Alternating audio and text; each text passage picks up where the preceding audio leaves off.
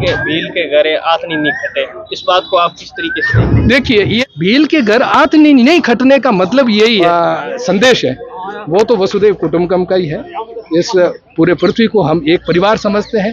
भील आदिवासी यानी भारत का जो आदिवासी है, उन्होंने ये कहा कि जितना चाहिए उतना ही लो। आज विश्व आदिवासी दिवस है और हमारे साथ बातचीत करने के लिए बालोतरा से डॉक्टर जी.आर. भील है, उनसे हम बातचीत करना चाहेंगे। सर, पहले तो आपका सर्वप्रथम तो आपके चैनल के माध्यम से विश्व के समस्त मानव समुदाय को विश्व आदिवासी दिवस की हार्दिक शुभकामनाएं प्रेषित करता हूं। आज बालोतरा जिले के सभी आदिवासी बुजुर्ग, मातृशक्ति, युवा, बाल, शिशु सब लोगों से जिला मुख्यालय पर आए और एक विशाल महारैली के रूप में पूरे शहर के अंदर रैली निकाली है और आदिवासी जीवन मूल्यों के बारे में मंच के माध्यम से, कार्यक्रम के माध्यम से बताया कि किस प्रकार से आदिवासी जीवन मूल्यों की आज के परिप्रेक्ष्य में पूरे विश्व के अंदर जरूरत आन पड़ी है। आदिवासी जीवन मूल्य जो प्रकृति का अत्याधुनिक और अंधाधुंध जो दोहन हो रहा है, उसको रोकने के लिए है। आदिवासी जीवन मूल्यों को संरक्षित और संवर्धित किया जाए और उसके बाद में प्रचार प्रसार किया जाए। ये आदिवासी दिवस मनाने के लिए पूरे विश्व के आदिवासियों का 30 साल पहले सम्मेलन हुआ था और तब से लगातार ये 30वां वर्ष है कि आदिवासी दिवस यहाँ मनाया जा रहा है। और पिछले 10 वर्षों से बालोतरा जिला मुख्यालय अब बनने के बाद में, और उससे पहले जब जिला नहीं था, तब से लगातार ये 10वां वर्ष है आदिवासी दिवस यहाँ मनाया जा रहा है। आदिवासी जीवन मूल्य इस पूरे पर्यावरण के प्रति सचेत है और सजीव निर्जीव सबकी चिंता करता है और जितना हमको चाहिए उतना ही प्रकृति से हम लें। ये जो आज की पाश्चात्य अंधाधुंध भोगवादी जीवन है, उसके कारण से जो विश्व का पूरा पर्यावरण बिगड़ गया है।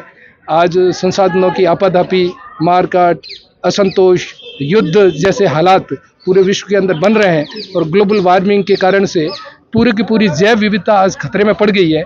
उस सब के बचाव का एक ही मात्र उपाय है कि हजारों वर्षों से चली आ रही हमारे आदिवासी जीवन, संस्कृति और अध्यात्म को हम सब लोग अपने जीवन के अंदर आत्मसात करें और इसी जीवन मूल्यों के प्रचार प्रसार के लिए आदिवासी दिवस पूरे विश्व के अंदर मनाया जाता है। पुनः आप सब लोगों को मैं आदिवासी दिवस की हार्दिक शुभकामनाएं देता हूं। जय जोहार, जय भारत, जय भीम। सर, जिस प्रकार से महान लोग हुए आदिवासी से, उनसे आज के लोगों को क्या सीख लेनी चाहिए? महापुरुषों का ही ये सीख है जिसकी वजह से हम लोग आज ये मना पा रहे हैं। जो आपने देखा होगा कि ये मंच कार्यक्रम हुआ, तो मंच कार्यक्रम के पीछे जितने भी महापुरुषों के जो चित्र लगे हुए थे, बहुत सारे ऐसे चित्र हैं जो यहाँ पहली बार आने वाले, क्या सीख लेनी चाहिए उनके जीवन से और उनका जो जीवन दर्शन है, उनसे प्रेरणा लेनी चाहिए। किस तरीके से उन्होंने मानव समुदाय के लिए और सजीव निर्जीव सब के लिए अत्याचारों से और जो अमानवीय शक्तियां हैं उनके खिलाफ किस तरीके से लड़े, तो वो उनका जो जीवन संघर्ष है और उनके जो जीवन का दर्शन है वो सबके हित के लिए है, वसुदेव कुटुंबकम के लिए है। और सर्वे भवन्तु सुखिनः सर्वे सन्तु निरामया, ये दो शब्द जो है वो आदिवासी समाज के ही प्राण जो वाक्य है वो है। तो उसी को लेकर ये प्रेरणा हमारे महापुरुष देते हैं और लगातार हजारों सालों के भारतवर्ष का जो इतिहास है, भारतीय आदिवासियों का ये जो अध्यात्म है, जो दर्शन है, हम सब लोग पढ़ते आए हैं और उसको हमारे पूर्वज भी अनुसरण करते रहे, हम भी करेंगे और दूसरे देशों को भी कहेंगे, तो हम पृथ्वी को सुरक्षित रख पाएंगे, हमारे अपने पारिस्थितिक तंत्र को हम सुरक्षित रख पाएंगे। आप सर आज मांग रख रहे थे पूर्व मंत्री, हाँ, ये स्थानीय मांग है, ये स्थानीय मांग उसी साम्य स्थापित करने को लेकर है कि जो इक्विलिब्रियम है, जब हम बात करते हैं कि साम्य स्थापित हो, सामान्य संतुलन बने, तो संतुलन जब बिगड़ता है तब तनाव होता है और तनाव होता है तब युद्ध होता है, युद्ध होता है, गृह क्लेश होता है। वो चाहे घर के परिवार के सदस्यों को, हम भारत में रहने वाले समस्त अलग अलग खान पान और रहन सहन, वेशभूषा जितने भी हैं, तमाम प्रकार के जितने भी हम समुदाय के लोग रह रहे हैं, उनमें से कुछ समुदाय हैं जो मूलभूत सुविधाएं हैं उन सुविधाओं से वंचित हैं और उनकी तरफ ध्यान नहीं जा रहा है। कारण ये है कि सामुदायिक प्रतिस्पर्धा चल रही है संग्रहण की, सुविधाओं की, संसाधनों की, उसमें कहीं न कहीं आर्थिक रूप से, शैक्षणिक रूप से, राजनीतिक रूप से जो पिछड़े हुए तबके हैं, जो कम्युनिटीज़ है, उनमें से एक आदिवासी समुदाय भी है, जो सद्गुणों के कारण से धीरे धीरे हजारों सालों के इतिहास के कालखंड के कारण, उसके सद्गुणी के कारण उनकी दुर्गति हो गई। तो उन दुर्गति हो गई तो अब सुध भी तो हमको सरकार के माध्यम से लेनी पड़ेगी। तो हमारा जो दूरलक्षी जो संदेश है वो तो वसुधैव कुटुंबकम का ही है। इस पूरे पृथ्वी को हम एक परिवार समझते हैं और सबकी साथ में रहना, सहजीवन जो है, सिम्बायोसिस है, ये आदिवासी जीवन का मेन तत्व है।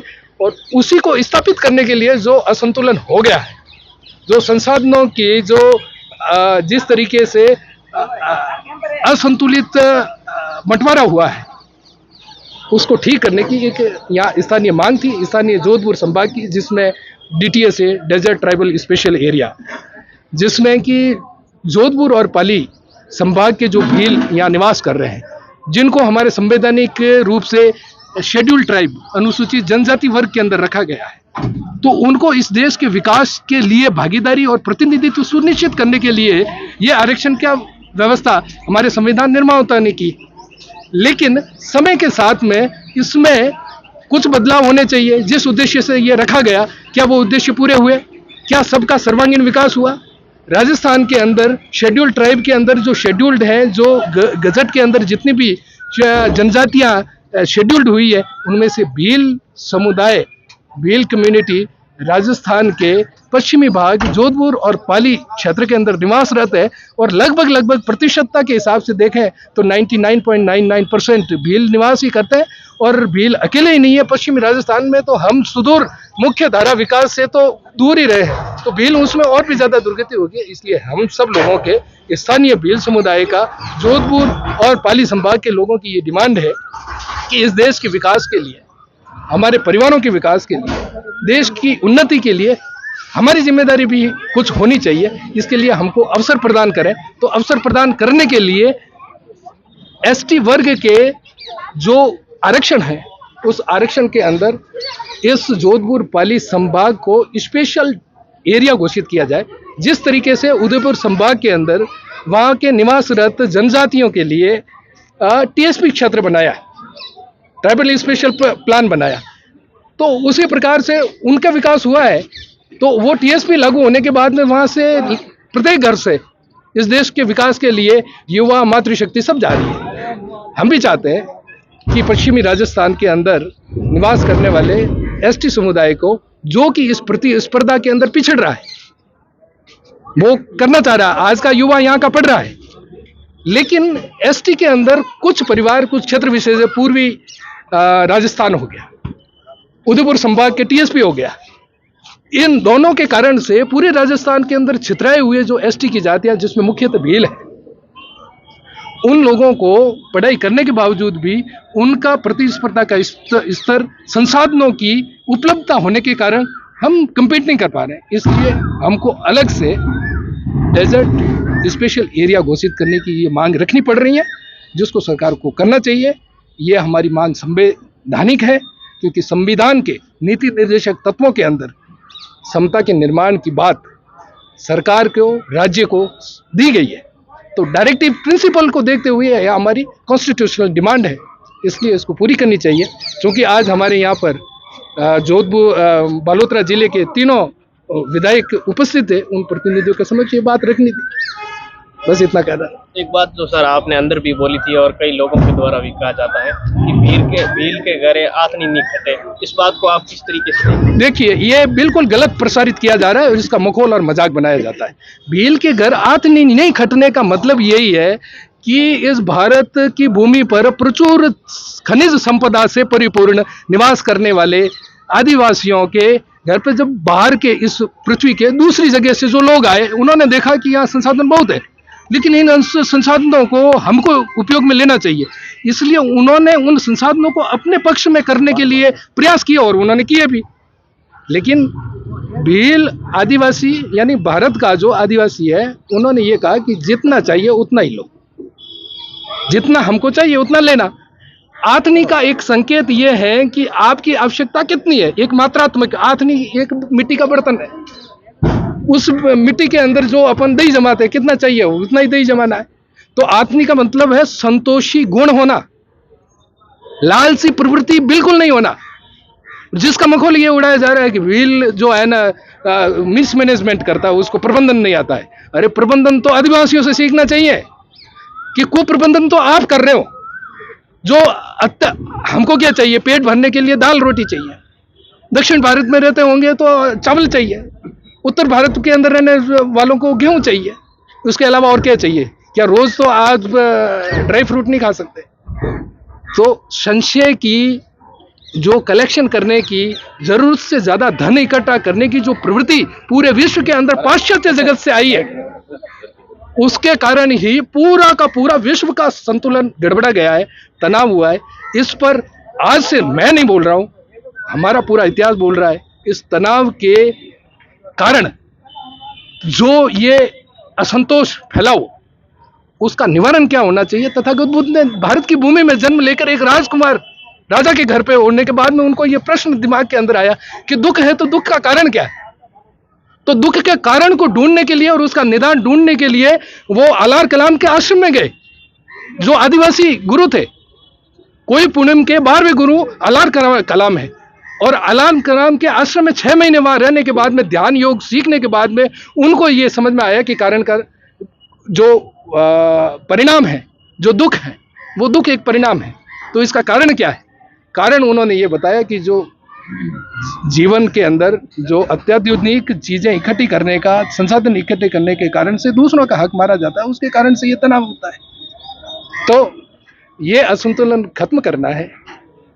ये हम सिर्फ हमारे बताए हुए महापुरुषों के, संतों के उन मार्ग पर चल रहे हैं, इसको अन्यथा न लें।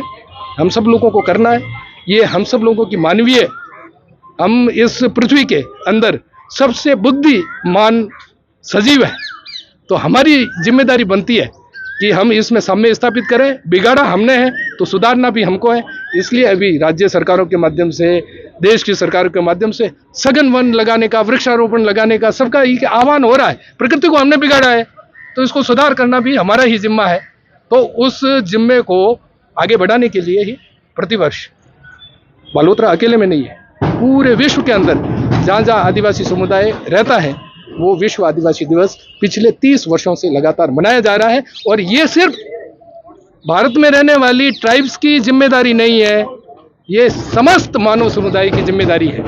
ये संदेश हम देना चाहते हैं। जय जवाहर, जय भारत। धन्यवाद। ये थे हमारे साथ जी आर पील जी, जिन्होंने बहुत कुछ कहा है। Bureau report SKZ TV, Balotra.